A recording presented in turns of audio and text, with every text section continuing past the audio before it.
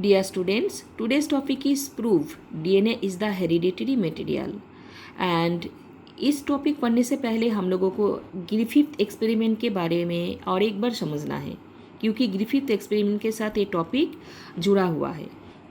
तो मेरा last video में मैं ग्रिफिथ एक्सपेरिमेंट के बारे में बताई। Griffith S type and R type two different type of the bacteria लिए थे।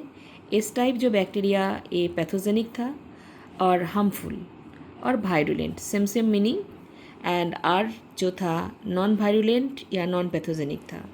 तो जब हम पैथोजेनिक वाला एस डाले लिविंग, तब माइस डाई हो गया। जब हम लिविंग आर डाले जो नॉन पैथोजेनिक या नॉन वायरुलेंट, तब माइस लाइव रहा। जब मैं हीट किल किए एस को हीट किल करना मतलब वो तो अच्छा बन गया। इसको जब दिए इंट्रोड्यूस किए तो mice again live, but number 4 experiment में उनको थोड़ा सा कन्फ्यूजन लगा। क्यों? क्योंकि इस जगह पे उन्होंने 2 कॉम्बिनेशन किया, heat kill S and R strain. एक तो हीट किल हो चुका था और एक लिविंग नॉन वायरुलेंट था। तो दोनों मिक्सअप करके इंट्रोड्यूस करने के बाद उनका अंदाज़ा था कि डाई नहीं होगा, बट ये डाई हो चुका। What is the reason behind it? He observed, मतलब ग्रिफिथ ने नंबर 4 एक्सपेरिमेंट में ये ऑब्जर्व किया था कि माइस का ब्लड के अंदर कुछ लिविंग स्ट्रेन आ चुका है। उन्होंने आइसोलेट भी किया। देखो, लिविंग मतलब वो तो हिट किल हो चुका था, बट लिविंग एस का कुछ स्ट्रेन उनको मिला है माइस के ब्लड में। रीज़न क्या हो सकता है? इसका रीज़न उन्होंने ये अंदाज़ा किया कि R strain bacteria, R strain मतलब बेटा जो नॉन वायरुलेंट, तो non virulent bacteria must be transform to A strain bacteria. मतलब ए स्ट्रेन बैक्टीरिया तो हार्मफुल था ना, तो हार्मफुल वाला कुछ उसका कैरेक्टर ज़रूर लिविंग आर स्ट्रेन के पास आया। सेकेंडली उनका ए माइंड पे आया कि heat kill strain bacteria anyhow transform to R strain bacteria. R strain मतलब नॉन वायरुलेंट या non pathogenic.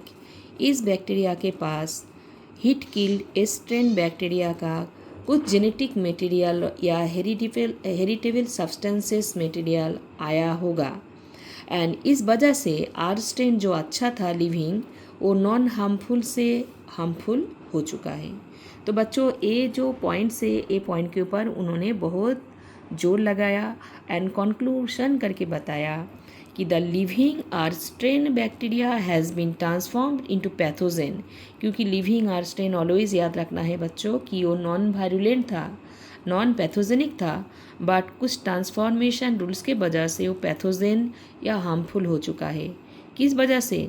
Bye unknown heritable substances. कहाँ से आया ये अननोन हेरिटेबल सब्सटेंसेस? ज़रूर लिविंग स्ट्रेन से आया और वो जेनेटिक मटेरियल ही होगा। बट उन्होंने ये नहीं बता पाया था कि जेनेटिक मटेरियल क्या है, आरएनए, डीएनए, ना कि प्रोटीन। क्योंकि प्रोटीन के ऊपर उतना तो पहले ही वो ये दिमाग में आया, प्रोटीन नहीं होगा, क्योंकि protein is not genetic material तब तक आविष्कार हो चुका था। बट इस एक्सपेरिमेंट को अगेन फिर से तीनों साइंटिस्ट, जो साइंटिस्ट का नाम याद करना पड़ेगा, बहुत इंपॉर्टेंट क्वेश्चन है फॉर द एनसीईआरटी नीट। ये तीनों साइंटिस्ट का नाम Oswald Avery, Colin MacLeod and Maclyn McCarty. 1933 to 44 10 years तक एक्सपेरिमेंट किया था। जहाँ पे ग्रिफिथ एक्सपेरिमेंट ख़त्म किया, ठीक वहाँ से शुरू किया।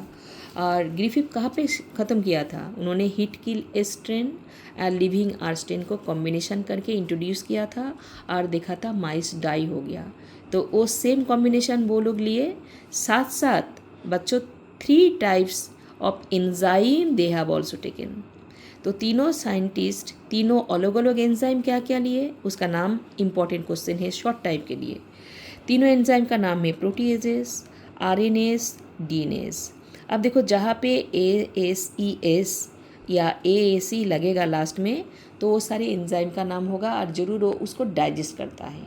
अब प्रोटीएजेस डाइजेस्ट करता है प्रोटीन को, आरएनएस डाइजेस्ट करते हो आरएनए को, and DNase enzyme digest करते हैं डीएनए को। तो इसलिए उन्होंने दिमाग में ये रखा, ये तीनों साइंटिस्ट, कि एक बार देखते हैं एक एक टॉपिक को डाइजेस्ट करवा के कि ट्रांसफ़र एक्चुअल क्या हो रहा है।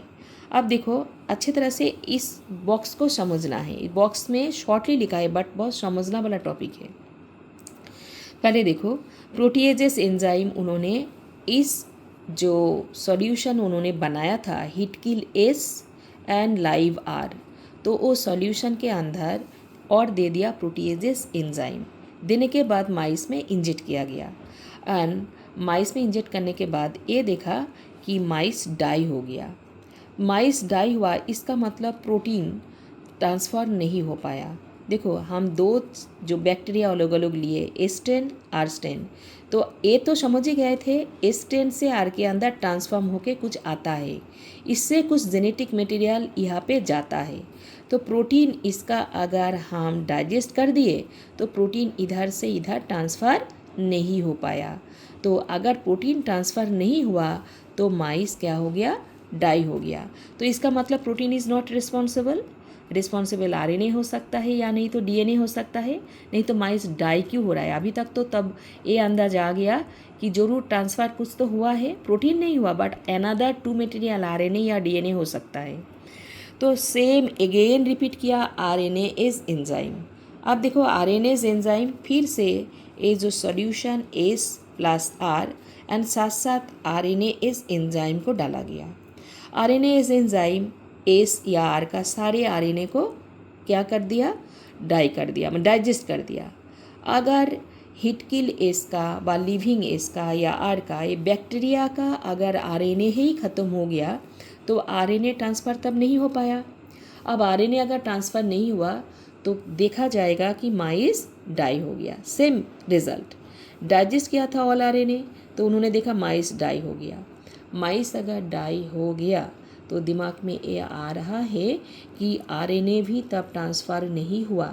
अगर आरएनए इधर से इधर ट्रांसफ़र होता तब तो ये हार्मफुल हो जाता। तो हार्मफुल होने के लिए तो कुछ आना चाहिए ना, लेकिन मैं पहले तो आरएनए को डाइजेस्ट कर चुकी, तो आरएनए आया ही नहीं और कुछ तब आ रहा है ना। देखो प्रोटीन भी नहीं आया क्योंकि वो डाई हो गया, क्योंकि प्रोटीन को डाइजेस्ट कर दिए थे।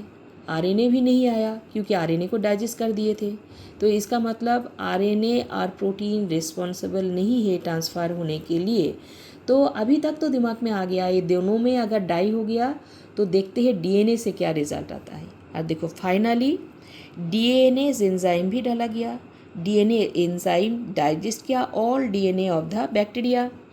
तो ऑल डीएनए का जो बैक्टीरिया के अंदर जो ऑल डीएनए था, अगर डीएनए एंजाइम द्वारा डाइजेस्ट हो चुका है, इसका मतलब हुआ कि ये ट्रांसफ़र तब नहीं हो पाया।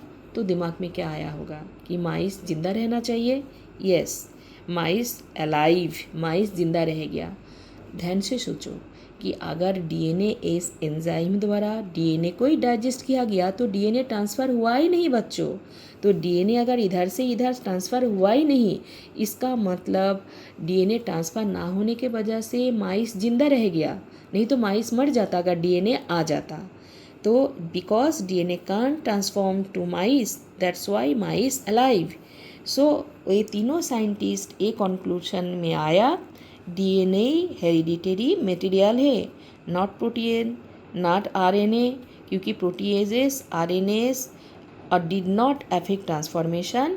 बट ये जो डीएनए एंजाइम है, ये डीएनए को डाइजेस्ट करने के बाद डीएनए आया ही नहीं, ट्रांसफ़र ही नहीं हो पाया, माइस अलाइव रह गया।